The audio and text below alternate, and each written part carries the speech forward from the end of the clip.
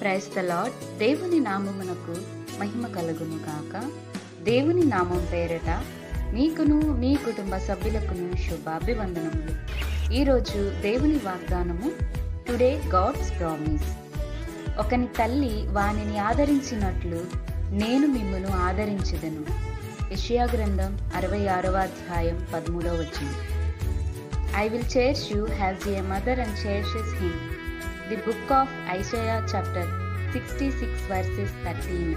క్రీస్తునందు ప్రియమైన వారులారా, ప్రభువైన యేసుక్రీస్తు సెలవిచ్చుచున్న మాట ఏమిటి అంటే, ఒక తల్లి వారి బిడ్డను ఆదరించి ఎత్తుకొని ప్రేమించినట్లుగా నేను మిమ్మును ఆదరించెదను అని సెలవిస్తున్నాడు.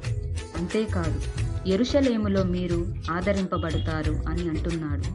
దేవుడు ఎంత ప్రేమామయుడు, ఎంత కృపగలిగిన వాడు, తన బిడ్డల యందు ఎంతో వాత్సల్యమును కలిగిన వాడు అని చెప్పడానికి వాక్య భాగం ఎంతో నిదర్శనం. ప్రభు అంటున్నాడు, ఆలకించుడి, నది వలె సమాధానమును యెరూషలేమునకు పారజేతును.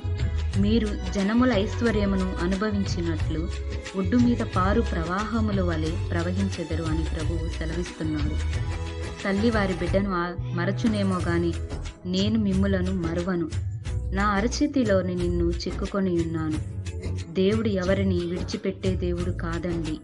ఆయన ఎవరినైనా త్రోసివేసే దేవుడు కూడా కాదండి. మన దోషములను బట్టి, మన అవిధేయతను బట్టి మనకు మనమే దేవుని యందు లెక్కలేని తనంగా ప్రవర్తిస్తూ ఆయనను దూరంగా మనమే ఉంచుతున్నాము.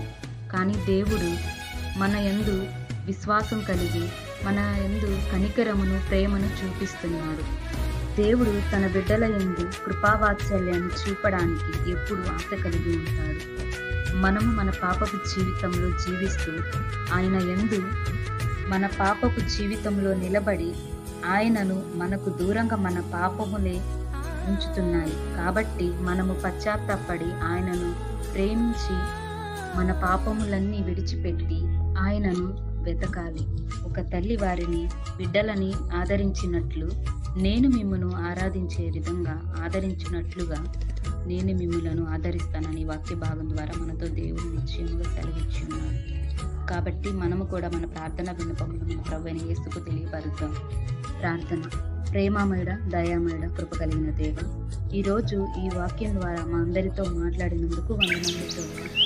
వాక్య భాగంలో ఎందరైతే విన్నారో వారందరి జీవితాలలో మీరు సమాధానమును అనుగ్రహించండి. ప్రభువా, మా యందు మీరు చూపిస్తున్న ప్రేమను, వాత్సల్యాన్ని బట్టి మేము పశ్చాత్తాపడుతున్నాం. ప్రభువా, మేమంటే మీకు ఇష్టమని ఈ వాక్యం ద్వారా మాతో మాట్లాడారు. ప్రభువా, ఇంకా ఎందరైతే పాపములో జీవిస్తున్నారో వారందరి పట్ల కనికరము చూపించండి. వారికి మారు మనసును దయచేసి మీ మార్గములోనికి నడిపించండి తండ్రి. ఒక తల్లి వారి బిడ్డను ఆదరించినట్లు నీవు కూడా మమ్ములను ఆదరిస్తావని నమ్ముచు నజరేయుడైన యేసుక్రీస్తు అతి పరిశుద్ధ నామమున వినయంగా ప్రార్థించి బ్రతిమలాడి పొందుకొని వేడుకొని ఉన్నాము తండ్రి. ఆమేన్.